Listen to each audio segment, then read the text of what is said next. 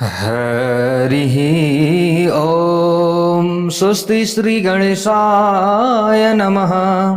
ॐ नमो भगवते वासुदेवाय। ॐ श्री हरये नमः। ॐ श्री देव्यै नमः।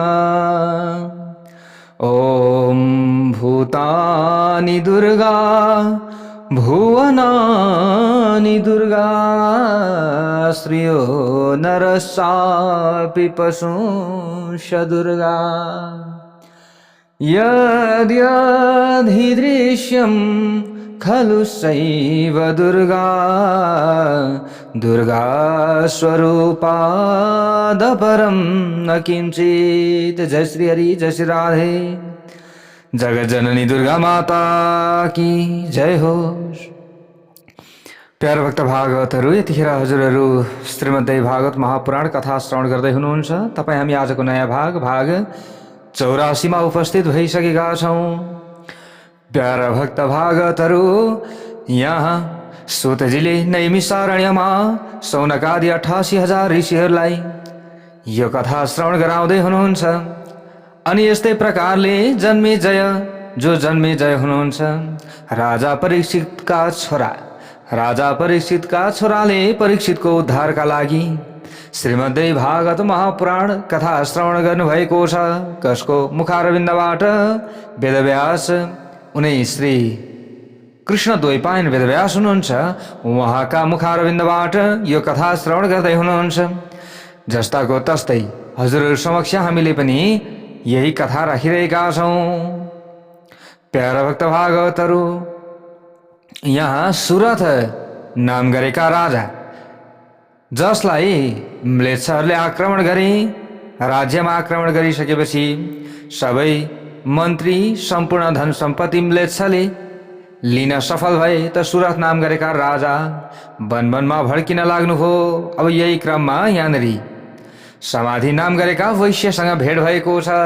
त समाधि नाम गरेका वैश्यलाई पनि घर परिवारका सदस्यहरूले घरबाट निकालिदिएका रहेछन् नि। यहाँनिर अब परिचय भइरहेको छ। त वैश्य नाम गरेका जो वैश्य थिए, वैश्यले समाधि मेरो नाम हो भनेर यसरी परिचय दिएका छन् राजा सुरथलाई। अब यस्ता प्रकारले राजा सुरथले पनि अगाडि गएर आफ्नो परिचय दिनुहुन्छ। सुरथो नाम राजाहम् दस्युभिः पीडितो भवम् प्राप्तोऽस्मि गतराज्योऽत्र मन्त्रिभिः परिवञ्चितः। म पनि सुरथ नाम गरेको राजा हुँ। हे वैश्य, म डाकाहरूबाट पीडित भएँ, मन्त्रीहरूबाट पनि ठगिएका कारण राज्यविहीन भई यहाँ आएको छु। मेरा मन्त्रीहरू ती म्लेच्छहरूसँग मिल्न पुगे त मैले हार खानु पर्यो। हे उत्तम वैश्य, सौभाग्यले आज तपाईँ मित्रका रूपमा भेटिनु भएको छ। हे बुद्धिमान वैश्य श्रेष्ठ, चिन्ता छाडिदिनुहोस्, शोक छाडिदिनुहोस्। अब के गर्ने, जे हुनु थियो त्यो त भइसक्यो। अब हामी दुवै मित्र सुन्दर वृक्षहरूले सुहाइएको यस वनमा विहार गर्नेछौँ। अब यहीँ हामी रहनेछौँ। तपाईँ स्वस्थ हुनुहोस्। हे मित्र, तपाईँ मेरा साथ यहाँ इच्छाअनुसार सुखपूर्वक बस्न सक्नुहुनेछ। यसरी भनेपछि वैश्यले अगाडि गएर भन्दछन्, कुटुम्बम मे निरालम्बम मया हीनम सुदुखितम भविष्यति च चिन्तारतम व्याधि शोकोपतापितम। मेरो कुटुम्ब अहिले आश्रय विहीन बनेको छ, आश्रयहीन छ। म बिना रहेकाले अत्यन्त दुखी छ। मेरो चिन्ताले आत्तिएको छ। केही पनि मलाई त्यस्तो लाग्दैछ। मलाई लाग्छ कि त्यसै चिन्ताका कारण मेरो परिवार व्याधि र शोकले सन्तप्त हुनेछ भोलिका दिनमा। मलाई यस्तो लाग्दैछ, हे राजन, मेरी धर्मपत्नीको गाथमा सुख छैन, अथवा उसको भाग्यमा सुख छैन। मेरो छोराको भाग्यमा सुख छैन भन्ने चिन्ताले गलेको मेरो चित्त शान्त हुन सकिरहेको छैन। आज आएर हे राजन, मैले पुत्र पत्नी घर अनि यस्तै प्रकारले आफन्तहरूलाई, जो आफन्तहरू छन्, आफन्तहरूलाई कहिले देख्न पाउँला, मलाई यस्तो लागिरहेको छ। घरको चिन्ताले अत्यन्त व्याकुल भएको मेरो चित्त स्वस्थ हुन सकेको छैन। यसरी बताइसकेपछि अब राजा सुरथले अगाडि गएर भन्नुहुन्छ, यैर्निरस्तोऽसि पुत्राद्यैरसदवृत्तैः सुबालिशैः तान् दृष्ट्वा किं सुखं तेद्य भविष्यति महामते। हे महामती सज्जन, जुन महामूर्ख छोरादीद्वारा तपाईँ घरबाट निकालिनुभयो तिनलाई देखेर तपाईँले कुन सुख पाउनुहुन्छ र? जो तपाईँका लागि बैरी भइदिए, बैरी जस्तै भइदिए, घर परिवारका सदस्य भए तापनि तपाईँलाई देख्न सकेनन्, अब तपाईँले उनीहरूलाई देखेर के सुख प्राप्त गर्न सक्नुहुन्छ? दुःख दिने मित्रहरूभन्दा सुख दिने शत्रु बरु उत्तम मानिन्छ। यो कुरा हजुरले बुझ्नुहोला। त्यसैले आफ्नो मनलाई स्थिर गराउनुहोस्। हेर्नुहोस् त, मलाई पनि त समस्या परेको छ। तपाईँलाई त आफ्नै परिवारले निकालेछन्, मलाई त मेरा परिवारले निकालेको त होइन। शत्रुको आक्रमणमा म परेँ, मलाई त मेरा परिवारको चिन्ता भएको छैन भने तपाईँ जुन परिवारबाट त्यागिनु भएको छ, अब तपाईँले ती परिवारका बारेमा शोक गरेर के पाउनुहुन्छ? दुःख सिवाय अब तपाईँलाई केही पनि प्राप्त हुनेवाला छैन। त्यसैले आफ्नो मनलाई स्थिर गराएर मेरा साथ आनन्दपूर्वक वन विहार गर्नुहोस्, बरु यही सहीमा तपाईँको भलो छ। यस्ता प्रकारका कुरा सुनिसकेपछि वैश्यले अगाडि गएर भन्दछन्, मनोमेन स्थिरं राजन् भवत्यद्य सुदुखितं चिन्तयात्र कुटुम्बस्य दुस्त्यजस्य दुरात्मभिः। हे राजन, दुरात्माहरूले ज्यादै सकसका साथ छोड्न सकिने कुटुम्बको चिन्ताले अत्यन्त दुखी भएको मेरो मन अहिले स्थिर हुन सकेको छैन। अहिले म आफै पनि स्थिर हुन सकेको छैन। त्यसै कारणले गर्दा मलाई चिन्ता उत्पन्न भइरहेको छ भनिसकेपछि अगाडि गएर सुरथ नाम गरेका राजाले फेरि भन्नुहुन्छ, हे मित्र, मेरो मनलाई पनि राज्यको चिन्ताले साह्रै दुखी बनाएको छ, बनाउन त। त्यसैले अब हामी दुवै शान्त स्वभावका धनी सुमेधा मुनिको आश्रममा जाउँ। सुमेधा मुनिसँग शोक नाश गर्ने औषधि कुन हो भनेर सोधौँ न त। हुन त तपाईँलाई पनि चिन्ता छ, मलाई पनि। अब म त मन बुझाउन सकिरहेको छु, हुन त चिन्ता त मलाई पनि त परेको छ। त्यसै कारणले गर्दा हामी कहाँ जाउँ? सुमेधा मुनिको आश्रममा जाउँ भनेर यसरी भनिसकेपछि प्यारो भक्त भागवतहरू यस्तो परस्पर सहमति गरी राजा र वैश्य दुवै अत्यन्त विनीत भई शोकको कारणबारे जानकारी लिनका लागि सुमेधा मुनिको समीपमा जाँदा भए। जय बोलो भगवती देवी की जय होस्। त्यहाँ गएर आसन बिछ्याई शान्त भावले बसिरहेका उत्तम ऋषि सुमेधालाई प्रणाम गरे। हे मेरो भगवान भनेर यसरी प्रणाम दण्डवत गरे। यसरी गरी शान्तिको अनुभव गरिरहेका राजा सुरथले निवेदन गर्दा भए। के भन्छन् राजाले? मुने वैश्यो यमधुना वने मे मित्रतां गतः पुत्रदारै निरस्तोयं प्राप्तोत्र मम सङ्गमः। प्यार भक्त भागवतहरू, अब सुरथ नाम गरेका राजालाई पनि चिन्ता परेको छ। अत्यन्त चिन्ता त परेको छ भित्रभित्र, तर पनि बाहिर निकाल्न सकेका त छैनन्। बरु अरूलाई सम्झाइरहेका छन्, वैश्यलाई सम्झाइरहेका छन्। तब राजाले यहाँ गएर मुनिलाई सोध्नुहुन्छ, हे मेरो भगवान सुमेधा मुनिवर, मसँग आउनुभएका सज्जन देख्नु भएको छ नि मेरो छेउमा, समाधि नामक वैश्य हुनुहुन्छ। आजै वनमा उहाँसँग मेरो भेट भएको छ। मित्रता हुन गयो। भेट भएपछि पुत्र एवं पत्नीद्वारा घरबाट निकालिनु भएका यस्तै प्रकारले मित्र समाधिलाई मेरो सङ्गति प्राप्त भएको छ।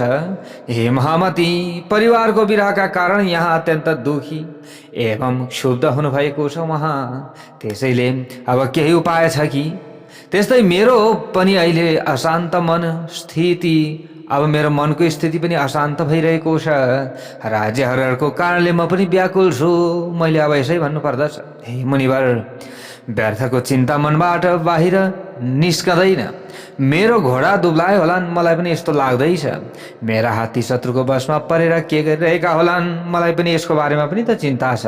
म बिना मेरा शत्रुहरूले बल प्रयोग गरी एकैछिनमा मेरो कोष रित्याउनेछन्, सबै सक्दिनेछन्। भोलिका दिनमा टाकान टुकुन केही पनि हुनेवाला छैन। अब के गरौँ? यस्तो चिन्ता गर्ने मेरो शरीरमा सुख छैन। र आँखामा निन्द्रा पनि छैन। अब के गरौँ हे प्रभु, म जान्दछु कि संसार झुट्टा हो, यो थाहा छ। यो सबै सांसारिक दृश्य र सम्बन्ध सपना जस्तै हुन्। तर यस्तो कुरा जान्दा जान्दै पनि मेरो मन उडिरहेको छ, स्थिर हुन सकेको छैन। सकेको छैन, अथवा मेरो मन स्थिर हुँदैन। अब म को हुँ, यी हात्ती घोडा को हुन्, यी मेरा सहोदर दाजुभाइ हुन् कि होइनन्? मेरा छोरा होइनन् र मेरा मित्र पनि होइनन्, जसको दुःखले मलाई पिरोलिरहेको छ। मलाई वास्तवमा त यस्तो लाग्छ घरिघरि, म को हुँ जस्तो लाग्छ। मेरा हात्ती होइनन्, मेरा घोडा होइनन्, मेरा परिवार पनि होइनन् जस्तो पनि लाग्छ घरिघरि। मलाई थाहा छ कि यो सबै भ्रम हो। यस्तो हो तापनि मेरो मनमा गढेको मोह निस्केर गइरहेको छैन, निस्केर जाँदैन। यसको कारण कुनै अद्भुत तत्त्व हुनु पर्दछ, केही न केही त हुनु पर्दछ। हे मुनिवर, हजुर सर्वज्ञ र सबै किसिमका सन्देहका नाशक पनि होइबक्सनुहुन्छ। हे करुणा सागर, हजुरले मेरा मोहको कारण बताइबक्सनु पर्यो। म सुन्न चाहन्छु।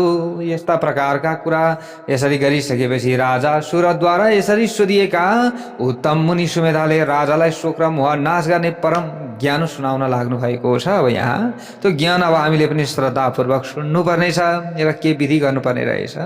दुःख नाशका लागि, दरिद्रता नाशका लागि, शत्रुहरू लागे शत्रु नाशका लागि यहाँनिर मुख्य कुरा आएको छ। यस्ता प्रकारले अगाडि गएर अब यहाँनिर ऋषिले भन्न लाग्नुभयो। कसले? सुमेधा नाम गरेका ऋषिले सुरथ नाम गरेका राजालाई, हे राजा सुरथ, हे संसारमा सबै प्राणीहरूको बन्धन र मोक्षको कारण बनेकी भगवती महामाया विख्यात हुनुहुन्छ। यसको बारेमा पक्कै पनि तपाईँलाई थाहा छ भन्ने कुरा म मान्दछु, अथवा म यस्तो ठान्दछु। तपाईले सुन्नुहोस्। ब्रह्मा, विष्णु, शिव, इन्द्र, वरुण, वायु आदि सबै देवता, मनुष्य, गन्धर्व, सरीसृप, राक्षस, अनेक थरी वृक्ष एवं पशुहरू, मृगहरू र पक्षीहरू सबै मायाको अधीनमा रहेका हुन्छन् र बन्धन एवं मोक्षका पात्र बन्दछन्। उनै महामायाले यो सम्पूर्ण स्थावर एवं जङ्गमले भरिएका संसारको सृष्टि गरेकी हुन्। मोहको जालले जगडिएको यो संसार निश्चय नै महामायाको वशमा परेको छ। पूरा संसार नै मोहमा परेको छ भने तपाईको के गणना? तपाईँ त एउटा रजोगुणी क्षत्रिय मात्र त हुनुहुन्छ। यो कुरा बुझ्नुहोस्। महामाया भगवतीले निरन्तर ज्ञानी मानिसहरूका चित्तलाई पनि मोहित तुल्याइदिनुहुन्छ। राम्रो कर्म गर्दा गर्दै त्यो कर्मबाट च्युत गराइदिनुहुन्छ। यदि हामीमा घमण्ड आयो भने राम्रो कर्म गर्दै गर्दै अगाडि बढ्यौँ, धन सम्पत्ति सुख सम्मान पनि भयो, तर यस्तो हुँदा हुँदै पनि हामी मोहमा पर्न गयौँ भने, मै हुँ भन्न लाग्यो भने, त्यो त भगवतीले देखिराख्नु भएको हुन्छ नि। ओहो, यिनलाई त धेर भएछ, यस्तो सोच्नुहुन्छ अरे। यिनलाई त धेर भएछ, अब धेरै दिएर के पाउने? यिनलाई त अझै दियो भने त अझै मातिन्छन्, ल लिनु पर्दछ भनेर लिन थाल्नुहुन्छ नि। हो, त्यसैले हामीले सुखमा मातिनु हुँदैन। हामीसँग अलिअलि छ भने गरिब गुरुबा आदिलाई यसो दान पनि दिँदै गर्नुपर्छ। आफ्नो स्वास्थ्य सबैभन्दा ठुलो हो। आफ्नो चाहिँ जुन सुख, यो सुख अलिकति भए पनि हामीलाई आनन्द प्राप्ति होस्, यो आनन्द हामीलाई मिल्नु सबैभन्दा ठुलो कुरो हो नि त। करोडौँको धन सम्पत्ति भएर हामीलाई पूर्ण सुख मिलिरहेको छैन। आफूले आफैलाई सोधौँ त। त्यसै कारणले गर्दा प्यारा भक्त भागवतहरू अलिकति हाम्रो मन आनन्द हुने काम पनि गरौँ न। कसैको घर छैन, कसैको बस्ने ठाउँ छैन, त उनीहरूलाई आफूले सकेको व्यवस्था गरिदिउँ। आफू एक्लैले सकिँदैन, 2-4 जना मिलेर त सकिन्छ। कोही गरिब गुरुबा छन्, कोही रोगले पीडित भएका छन्, औषधि उपचार गर्दाखेरि बाँच्ने छन्, तर औषधि उपचार गर्ने पैसा छैन भने उनीहरूलाई पनि त सहयोग गर्नु पर्यो, होइन? अनि न हाम्रो कल्याण हुन्छ। अनि हामीले अखाद्य पदार्थ नखाउँ, मद्य, मांस, लसुन, प्याज आदिलाई पनि निषेध गर्दै अगाडि बढौँ त, शुद्ध सात्विक भनेर अगाडि बढौँ त। अनि भोलिका दिन हाम्रो कस्तो हुँदो रहेछ त बिस्तार बिस्तार आफूले आफैलाई बुझ्न थाल्नुहुन्छ। त महामाया भगवतीले निरन्तर ज्ञानी मानिसहरूका चित्तलाई पनि मोहित तुल्याउनुहुन्छ भनेर वेदव्यास जीले राजा जन्मेजयलाई बताउनुहुन्छ। यही प्रसङ्ग सुतजीले नैमिषारण्यमा शौनक आदि 88,000 ऋषिहरूलाई श्रवण गराउँदै हुनुहुन्छ भने अब यो प्रसङ्ग यहाँ सुमेधा नाम गरेका ऋषिले सुरथ नाम गरेका राजा सहित वैश्यलाई भन्दै हुनुहुन्छ। ब्रह्मा शिव विष्णु आदि देवताहरू ज्ञान हुँदाहुँदै पनि अन्त्यमा रागको बसमा परेर मोहित भएर संसारमा भ्रमण गर्नुहुन्छ। मोहित हुनुहुन्छ उहाँहरू पनि। हे राजन, प्राचीन सत्ययुगमा भगवान नारायणले ब्रह्म विद्या र अविनाशी सुखको प्राप्तिका लागि श्वेत द्वीपमा गएर 10,000 वर्षसम्म घोर तपस्या गर्नुभएको थियो। हे राजन, यस्तै एक दिन ब्रह्माजीले कुनै अत्यन्त अद्भुत एवं निर्जन प्रदेशमा गएर मोह निवृत्तिका लागि तपस्या गर्नुभएको थियो। यहाँ भन्नुहुन्छ, हे राजेन्द्र, कुनै समयमा भगवान वासुदेवले तपस्याको स्थल परिवर्तन गर्ने इच्छा गर्नुभयो। आफू बसेको ठाउँबाट अरू ठाउँ हेर्ने इच्छाले अन्यत्र जानुभयो। ब्रह्माजी पनि त्यसै गरी आफ्नो ठाउँ छाडी अरू ठाउँ हेर्ने इच्छाले अन्यत्र जान लाग्नुभयो। चतुर्मुख ब्रह्माजी र चतुर्भुज विष्णुको वाटाको बीचमा जम्का भेट भयो। कहाँ भयो भेट? वाटोको बीचमा। कसको? ब्रह्माजी र भगवान श्रीहरि विष्णुको। त त्यसबेला दुवैले एकअर्कालाई तपाईँ को हो भनेर प्रश्न गर्दा भए। त्यो समयमा तपाईँ को हो भनेर सोद्धा भए। त ब्रह्माजीले श्रीहरि विष्णुलाई भन्नुभयो, म संसारको सृष्टि गर्ने पुरुष हुँ भनेर उत्तर दिनुभयो। फेरि विष्णुले ब्रह्माजीलाई भन्नुभयो, अरे मूर्ख, कहिले पनि आफ्नो महिमाबाट च्युत नहुने म विष्णु नै जगतको कर्ता हुँ। म भन्दा अरू मैले यहाँ कोही पनि देखेको छैन। तिमी कति शक्तिशाली छौ? वस्तुतः तिमी रजोगुणी र बलहीन पनि छौ। तिमीले मलाई सत्वगुणी सनातन नारायणका रूपमा जान। म नारायण हुँ। ब्रह्माजी भने म नै यो संसारको सृष्टिकर्ता हुँ भन्ने, भगवान श्रीहरि नारायण भन्ने, म यो सबै संसारको सृष्टिकर्ता म हुँ भन्ने। दुई मधु जो दानव मधु र कैटवबाट साह्रै पीडित भएका तिमी पहिले मेरै शरणमा आएका थियौ नि, होइन र? बुझ आफै बुझ। त भगवान श्रीहरि विष्णुले यसो भन्नुभयो, मैले ती दानवहरूका साथ भयङ्कर सङ्ग्राम पनि गरेँ र तिम्रो रक्षा गरिदिएको थिएँ। आज तिमी उल्टै ठुलो कुरा गर्छौ। त्यो घटना भर्खरै भए चाहिँ लाग्दछ, हिजो अस्ति भएको जस्तो लाग्दछ। यति छिटो भुल्यौ? त्यस सङ्ग्राममा मैले ती दुवै दानव मधु र कैटवको वध गरेको थिएँ। आज तिमी किन म जगतको सृष्टिकर्ता हुँ भनेर घमण्ड गर्दछौ? यदि तिमी जगतको सृष्टिकर्ता थियौ भने ती मधु र कैटवबाट भाग्नु पर्थ्यो। तिमीलाई त मार्न सक्थ्यौ नि। यो तिम्रो अज्ञान हो, बुझिराख। यो तिम्रो के हो? अज्ञान हो। ज्ञान होइन यो। अहिले त्यो अज्ञानलाई छाड। अज्ञान रूपी अन्धकारले ढाक्यो भने हामी पनि गर्तमा पर्छौँ। त्यसैले अज्ञान रूपी अन्धकारलाई हटाएर ज्ञान रूपी ज्योति बालेर अगाडि बढ्नु पर्दछ। यो विशाल र व्यापक रूपमा फैलिएको संसारमा म भन्दा ठुलो कोही पनि छैन। हे ब्रह्मन, विचार गर्नुहोस् है। हे ब्रह्माजी, विचार गर्नुहोस्। तपाईँ मेरै नाभि कमलबाट प्रकट हुनुभएको हो, यो पनि भुल्नु हुँदैन। अब यस्ता प्रकारले भनिसकेपछि ऋषिले अगाडि गएर भन्नुहुन्छ, यसरी आपसमा विवाद गरिरहेका ब्रह्मा र विष्णुका ओठ ऋषिले फरफराउन थाले। अब एकजनाले भन्ने मै ठुलो, अर्कोजनाले भन्ने मै ठुलो। अब को ठुलो? ल हेर्नुहोस्, ती दुवै काँप्न थाले। केले? रिसले। जाडोले होइन, फेरि केले? रिसले। दुवैजना काँप्न थाल्नुभयो।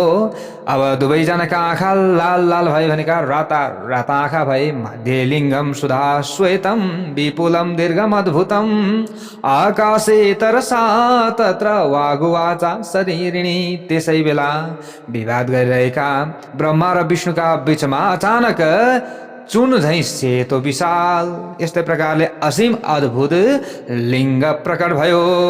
जय बोलौँ भगवान शङ्करको जय होस्।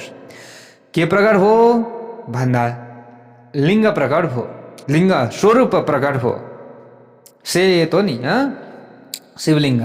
त्यस पछाडि परस्पर विवाद गरिरहेका ती दुई महाशयहरूलाई सम्बोधन गर्दै उच्चारण गरिएको आकाशवाणी त्यहाँ सुनियो। त त्यो लिङ्ग प्रकट भयो अनि आकाशवाणी भयो। आकाशवाणीले भन्न लाग्यो, हे ब्रह्मा, हे विष्णु, तपाईहरू आपसमा विवाद नगर्नुहोस्। विवादबाट समस्याको समाधान हुँदैन।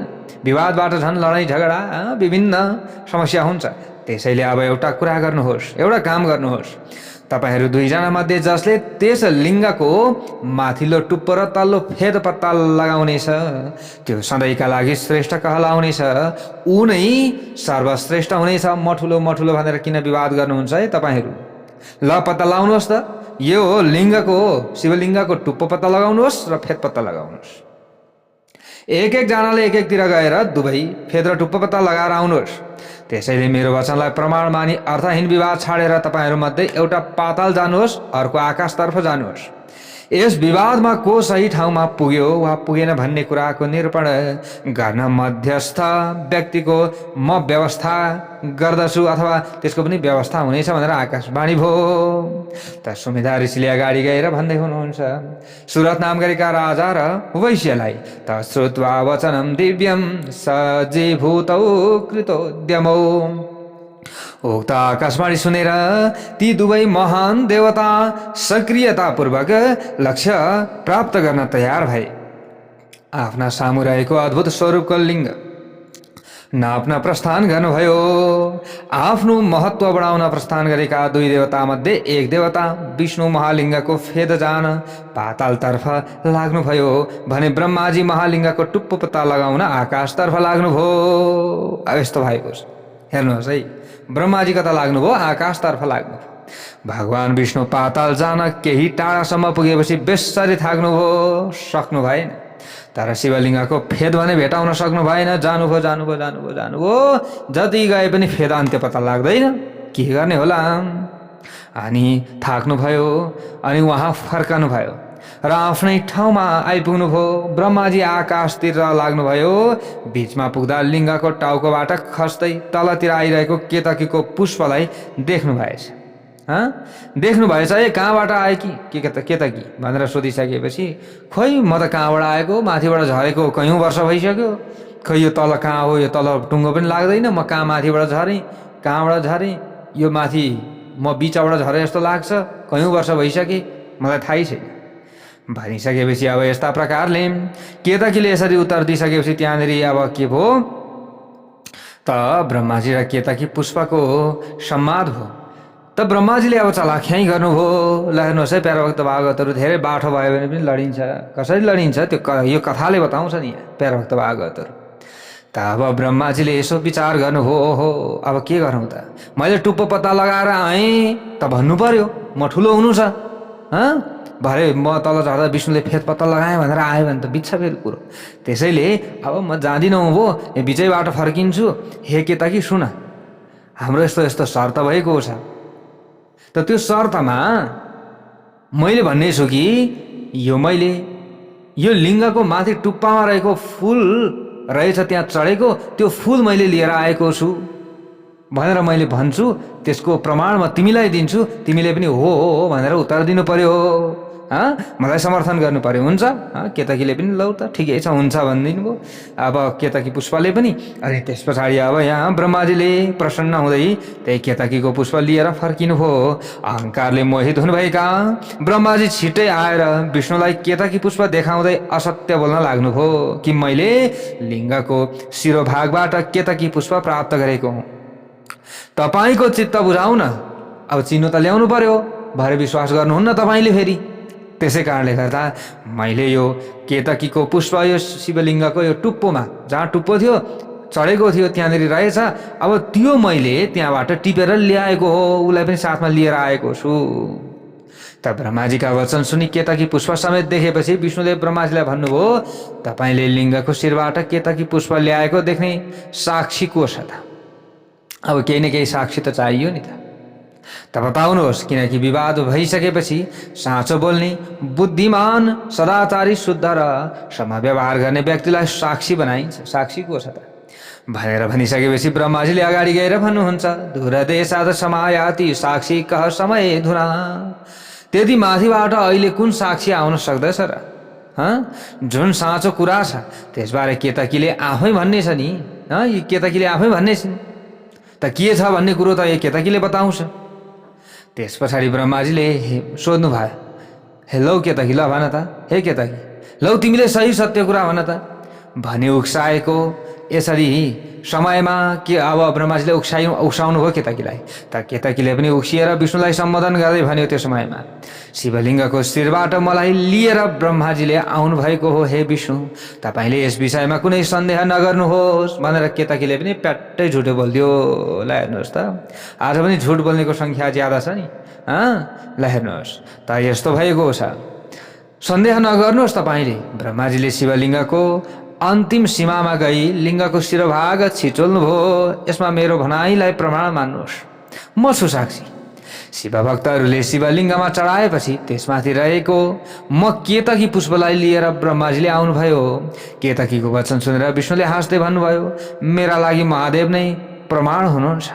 ठिकै छ, को हुनुहुन्छ मेरा लागि? महादेव नै प्रमाण हुनुहुन्छ। अब उहाँकै शिवलिङ्ग हो यो, त अरू मेरा लागि को प्रमाण हुन सक्दछ? यदि उहाँले केतकीले भने जस्तै भन्नुभयो भने मैले ब्रह्माजीले लिङ्गको उचाइको अन्तिम शिरभाग दर्शन गर्नुभयो भन्ने कुरा पत्याउने छु।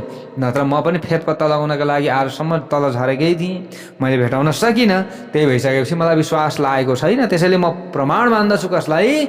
भगवान शिवजीलाई भनेर यसरी भन्नुभयो। अब यस्ता प्रकारले कल्लै भगवान श्रीहरि विष्णुले भन्नु भइसकेपछि तदा कर्ण्य हरेर्वाक्यम महादेव सनातन।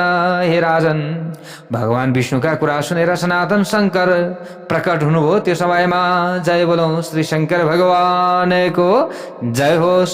शङ्कर कसरी प्रकट हुनुभएछ त भन्दा रिसाउँदै रिसाउँदै रिसाउँदै प्रकट हुनुभयो र केतकीलाई तुरुन्त प्रकट भएर भनिहाल्नुभयो, हे असत्य बोल्ने केतकी पुष्प, यस्तो नभन्। मेरो शिरबाट खसेको केतकीलाई ब्रह्माजीले बिचैमा फेला पारेका हुन्। मेरो शिरबाट खसेको त हो केतकी, तर ब्रह्माजीले शिर पत्ता लगाउन सक्नु भएको छैन। उहाँले त बिचको भागबाट लिएर आउनुभएको छ। हे असत्य भावका केतकी पुष्प, मैले तिमीलाई शिरमा राख्ने गर्थेँ, मैले तिमीलाई सधैँ सम्मान दिने गर्थेँ। अब मैले आजदेखि सम्मान दिँदिनँ। मैले तिमीलाई अब सधैँका लागि त्याग गरेँ। मिथ्या बोल्नेलाई कसैले सही भन्छ त? भन्दैन। त्यसैले अब म सधैँका लागि तिमीलाई त्याग गर्दैछु। यति कुरा बुझ तिमीले। मिथ्या विभाषिणी त्यक्ता मया त्वं सर्वदैहि। त्यसबेला ब्रह्माजीले लज्जित हुनुभयो।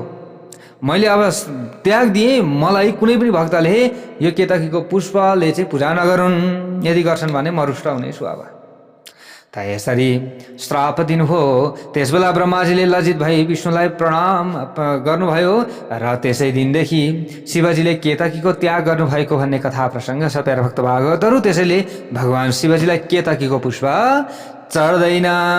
हे राजन, यसरी मायाको शक्तिले ब्रह्मा जस्ता ज्ञानीलाई पनि मोहित गराउँछ भन्ने कुरा तपाईँले बुझ्नुहोस्। अरू सामान्य प्राणीहरू मायाद्वारा मोहित नहुने कुरै भएन। तिनको के चर्चा गरौँ? भगवान रमापति विष्णु देवताहरूको कार्य सिद्धि गर्न सधैँ पापको डर नमानी शीघ्रतापूर्वक दैत्यहरूसँग छल गर्नुहुन्छ। भगवान माधव अर्थात् ऐश्वर्यका पति वा लक्ष्मीपति विष्णु आनन्द र सुख त्याग गरी अनेक योनिहरूमा अवतार लिँदै दैत्यहरूसँग युद्ध गर्नुहुन्छ। सर्वज्ञ र देव कार्यका लागि अवतार र अंश अवतार लिनुहुने जगद्गुरु माधव विष्णुमाथि पनि मायाको प्रभाव छ भने अरूको के कुरा गरौँ? अरूको कुरा गरेर यहाँ साध्य छैन। त्यसै कारणले गर्दा अब यहाँनिर आफूले पनि अलिकति सोच विचार गर्नुपर्छ।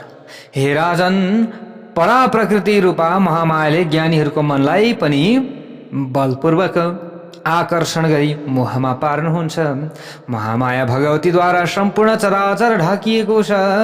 उहाँ नै ज्ञान दिने, मोह दिने, बन्धनमा पार्ने र मोक्ष दिने महाशक्ति भइबक्सनुहुन्छ। यस्ता प्रकारले भनिसकेपछि राजा सुरथले अगाडि गएर भन्नुहुन्छ, अब यहाँ हे मेरो भगवान, मलाई महामाया भगवतीको स्वरूप, उत्तम शक्ति, अवतारको कारण अनि उहाँको दिव्य कथाका विषयमा जानकारी गराउनुहोस्। मलाई त सुन्ने इच्छा पो लाग्न थाल्यो, सुनौ लाग्न थाल्यो। हो यस्तो भएको थियो, ल अरू पनि सुनाउनुहोस् भनेर यसरी भनिसकेपछि अगाडि गएर सुमेधा ऋषि भन्नुहुन्छ, न चोतपत्तिरनादित्वा नृप तस्याः कदाचन। हे राजन, भगवती महामाया अनादि हुनुभएकाले उहाँको कहिल्यै पनि उत्पत्ति हुँदैन। परमा भगवती महामाया सनातन स्वरूपा हुनुहुन्छ। उहाँ कारणहरूकी पनि कारण भइबक्सनुहुन्छ। शक्ति रूपा उहाँ सबै प्राणीहरूमा सर्वात्मा भई विराजमान हुनुहुन्छ। कुनै प्राणी शक्ति रहित हुन्छ भने त्यो सर्वथा साव जो सर्वथा के हुन्छ, त्यो शक्ति रहित हुन्छ भने त्यो सब तुल्य बन्दछ, यसरी बताइएको छ। भगवतीको त्यही रूप सबै प्राणीहरूमा चैतन्य शक्तिका रूपमा प्रकट हुन जान्छ। देवताहरूको कार्य सिद्धिका लागि महामाया भगवतीको आविर्भाव र तिरोधान अथवा अन्तर ध्यान हुने गर्दछ। जय बोलौं भगवती जगज्जननी दुर्गा देवी की जय होस्। हे राजन, जब देवता र मनुष्य भगवतीको स्तवन गर्दछन् त्यसबेला भगवती अम्बिका सबैका दुःख निवारण गर्न प्रकट हुनुहुन्छ। के गर्न? दुःख निवारण गर्न, सुख दिन। यसको मतलब अनेक रूप लिएर अनेक व्यक्ति सहित भएकी परमेश्वरी देव कार्य सफल गर्न आफ्नै इच्छाले प्रकट भइबक्सनुहुन्छ। हे राजन, भगवती महामाया अरू देवताहरू झैँ दैवको अधीनमा रहनुहुन्न। पुरुषार्थमा सधैँ सबैको प्रवृत्ति गराउनुहुने भगवती कालको अधीनमा पनि रहनुहुन्न। यो सम्पूर्ण जगत दृश्य हो र परम पुरुष ब्रह्म यसका द्रष्टा होइबक्सनुहुन्छ। उहाँ कर्ता हुनुहुन्न। दृश्य रूप जगत की आमा, सत्र असत स्वरूप की स्वामिनी जगत जननी महामाया नै होइबक्सनुहुन्छ। भगवतीले ब्रह्माण्ड रूप नाटकको रचना गरी परम पुरुष ब्रह्मलाई आनन्दित तुल्याउनुहुन्छ। परम पुरुषलाई मनोरञ्जन वा आनन्द प्रदान गरेपछि उहाँले नै अत्यन्त तीव्र गतिमा दृश्य समान जगतको संहार गर्नुहुन्छ। के गर्नुहुन्छ? जगतको संहार पनि गर्नुहुन्छ। ब्रह्मा विष्णु र शिव त निमित्त मात्र होइबक्सनुहुन्छ। उहाँहरूलाई भगवतीले आफ्नै लीलाद्वारा रच्नुहुन्छ। सृष्टि स्थिति र संहार कार्य गर्न प्रेरित गर्नुहुन्छ। भगवतीले ब्रह्मा विष्णु शिवमा आफ्नो अंश प्रत्यारोपण गरी उहाँहरूलाई सबल तुल्याउनुहुन्छ। ब्रह्मा विष्णु र शिवका लागि महामाया भुवनेश्वरी भगवतीले सरस्वती लक्ष्मी र पार्वतीका रूपमा आफ्ना शक्ति प्रदान गर्नुभएको छ। त्यसैले त्रिदेव ब्रह्मा विष्णु र शिवले परम्बा भुवनेश्वरीलाई नै सृष्टि स्थिति र संहार गराउने शक्ति जानेर प्रसन्नतापूर्वक उहाँको ध्यान र पूजा गर्नुहुन्छ। हे राजन, यसरी मैले तपाईँका समक्ष मेरो बुद्धि अनुसार देवीको सबै महिमा बताएँ, तर यसको अन्तिम तत्त्व मैले पनि जानेको छैन। यसको अन्तिम तत्त्व के हो त भन्ने कुरा पत्ता लगाउन निकै कठिन छ भनेर यसरी भन्नुहुन्छ। त अगाडि गएर राजा सुरथले फेरि प्रश्न गर्नुहुन्छ, हे मेरो भगवान, भगवती परम्बाको आराधना गर्ने विधि मलाई बताउनुहोस् न त। उसो भए कसरी आराधना गर्नुपर्दछ, कसरी पूजा गर्नुपर्दछ, हवन विधि के रहेको छ, मन्त्र पनि के रहेको छ, यसका बारेमा बताइबक्सियोस् भनेर प्रश्न गरेका। अब यो अवसरमा अगाडि गएर जो ऋषि हुनुहुन्छ सुमेधा नाम गरेका उहाँले भन्नुहुन्छ, श्रेणु राजन प्रवक्ष्यामि तस्या पूजा विधिं शुभं कामदं मोक्षदं नृणां ज्ञानदं दुःखनाशकं। हे राजन, सुन्नुहोस्, मनुष्यलाई काम एवं मोक्ष प्रदान गर्ने र दुःख नाश गर्ने भगवतीको पूजाको विधि यहाँनिर बताउँछु भनेर भन्नुहुन्छ। मानिसहरूले सर्वप्रथम विधिपूर्वक स्नान गरी पवित्र भएर सेतो वस्त्र धारण गर्नुपर्दछ। पहिले के गर्नुपर्दछ?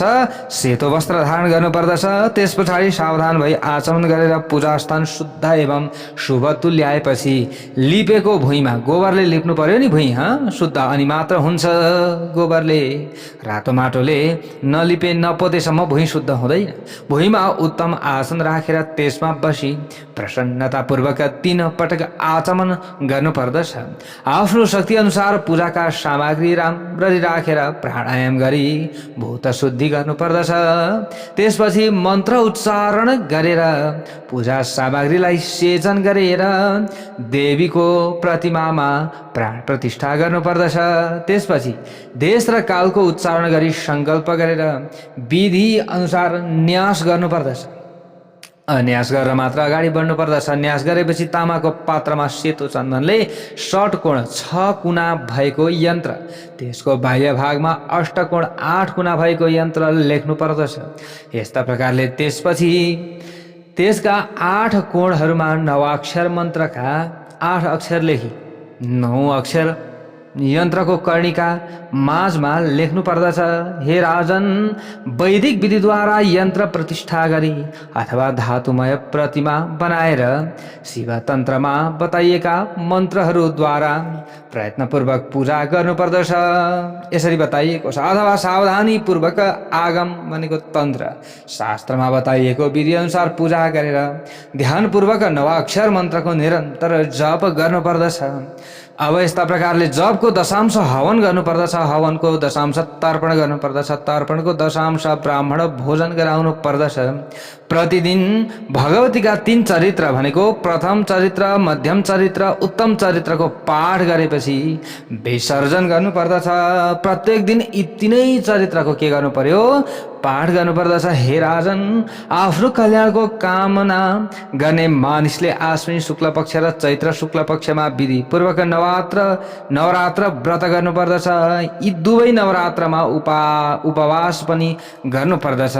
यस्ता प्रकारका कुरा यहाँनिर बताइएको छ। अनुष्ठान जप गरिएका मन्त्रहरू उच्चारण गरी चिनी, घिउ, मह एवं मिसाइएको खीरद्वारा विस्तार पूर्वक हवन गर्नुपर्दछ। यस्ता प्रकारका यहाँनिर कुराहरू बताइएको छ। प्यारा भक्त भागवतहरू। अथवा उत्तम बेलपत्र अनि कणेर, करवीरका राता फूल अथवा चिनी मिसाएको तिलद्वारा हवन गर्नुपर्दछ। अष्टमी, नवमी, चतुर्दशी तिथिमा देवीको विशेष पूजा गर्नुपर्दछ। यस अवसरमा ब्राह्मण भोजन पनि गराउनु पर्दछ भनेर यसरी अब नवरात्रको विधि, भगवती देवीको पूजा अर्चनाको विधि यहाँनिर बताउँदै हुनुहुन्छ प्यारा भक्त भागवतहरू ऋषिश्वरले। अब हामीले यहाँबाट उताको अन्य प्रसङ्ग भोलि श्रवण गर्नेछौँ। जय बोलौँ जगजननी दुर्गा देवी की जय।